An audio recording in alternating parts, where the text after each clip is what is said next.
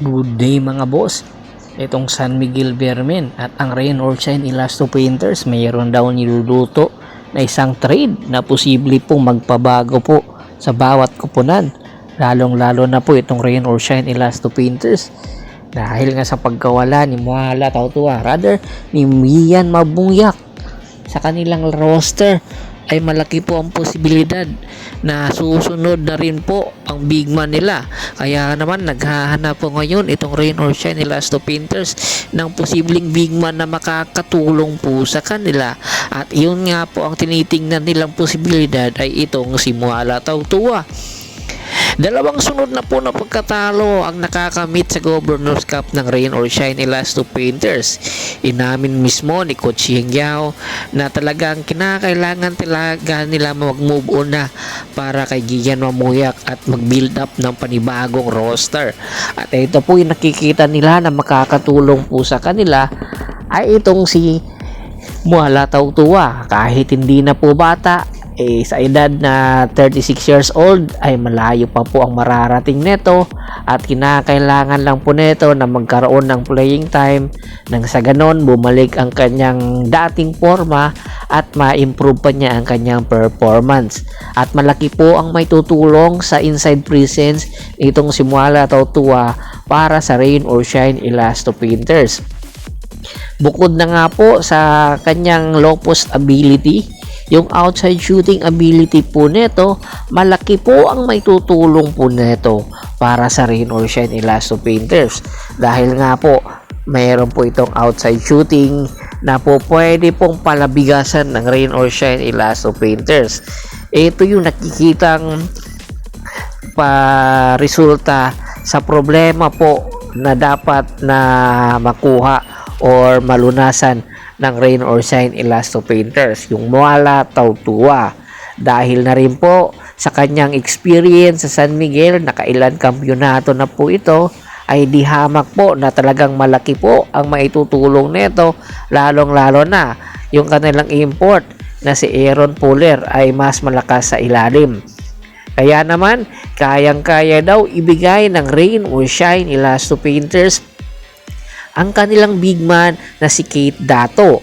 Ayon nga mismo kay Coach Yengyao, hindi pa man po mapapakinabangan ngayon Governor's Cup itong si Kate Dato, pero pagdating po ng Philippine Cup ay po pwede na po nilang gamitin nang sa ganon ay po pwede na po manumbalik ang kanyang dating lakas. Pero eto daw po ang nakikita na hihingin ng San Miguel Beermen kung sakali nga pong kukunin ng Rain or Shine Elasto Painters itong si Muhala Tautua. Si Kate Dato po ang hihingin na player ng San Miguel para sa Rain or Shine Elasto Painters. Malaki po ang may tutulong nitong si Kate Dato para sa San Miguel Beermen kung sakali nga po manumbalik na ang kanyang 100% na lakas at performance.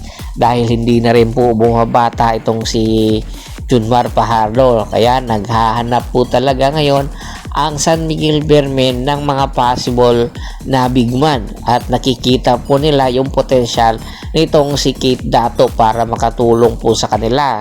Sa height nitong 6'8" ay talagang po pwede ito na magiging backup na big man ng San Miguel Beermen. Kaya po porsigido din po itong San Miguel Beermen na matuloy po ang nasabing trade transaction, dahil nga po kahit hindi man magamit nila itong si Kate Dato ngayong Governor's Cup, pero sa Philippine Cup ay talagang makukuha po nila yung serbisyo nitong si Kate Dato sa San Miguel, at hoping na ang negotiation na ito ay posibleng mag-push through.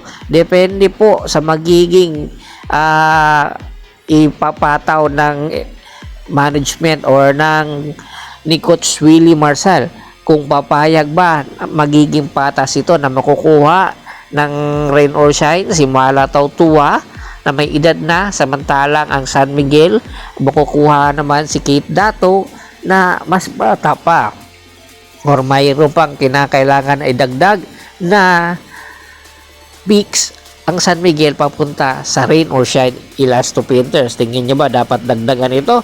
Komento na sa baba ng video at pag-usapan po natin yan. Once again, this is Percival Montero at your service. Don't forget to subscribe my sports channel at don't forget to click the notification bell button para nga po maging updated palagi sa kwentuhan. At bago pa man po natin tapusin ang ating kwentuhan, shoutout muna tayo sa ating mga solid na followers na laging sumusuporta sa atin. Kay Kagawad kat sa kinudukusin ng Hagonoy, Bulacan, Anthony Laki Alon at sa Laki Alon family, Domingo Ubuob, Michael Rosalado at Michael Pangilinan ng Apalit, Pampanga, Ricky Lanza ng Ricky Rider TV ng Tansa Cavite, Julius Roche, Ronald Gato, mga Buyog Leyte.